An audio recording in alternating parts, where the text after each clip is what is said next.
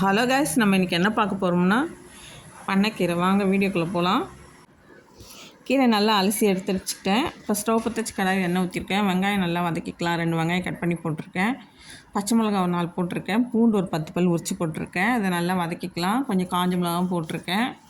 தக்காளி ஒரு 4 பழம் நல்லா கட் பண்ணி போட்டிருக்கேன். அதையும் வதக்கிக்கலாம். நெல்லிக்காய் சைஸ் புளி எடுத்திருக்கேன், அதையும் போட்டுக்கலாம். இப்போ அலசி வச்ச கீரை எடுத்து நல்லா போட்டு வதக்கி எடுத்துக்கலாம். தேவையான உப்பு போட்டுக்கலாம். இப்போ நல்லா வதங்கட்டும்.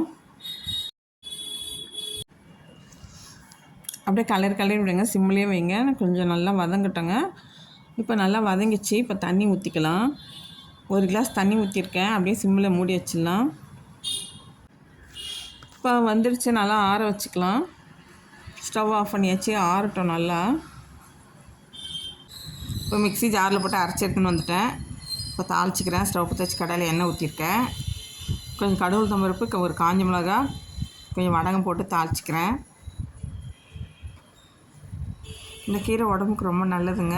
ஹீட்டாக இருக்க உடம்புக்குலாம் நல்லா சாப்பிட்லாம். அந்த கீரை செம்ம டேஸ்ட்டாகவும் இருந்தது. இந்த மாதிரி பண்ணி சாப்பிட்டு தொட்டு இந்த மாதிரி வதக்கி பண்ணுங்கள். இந்த வீடியோ உங்களுக்கு பிடிச்சிருந்தால் லைக் பண்ணுங்கள், சப்ஸ்கிரைப் பண்ணுங்கள், கமெண்ட் பண்ணுங்கள். Thank you friends.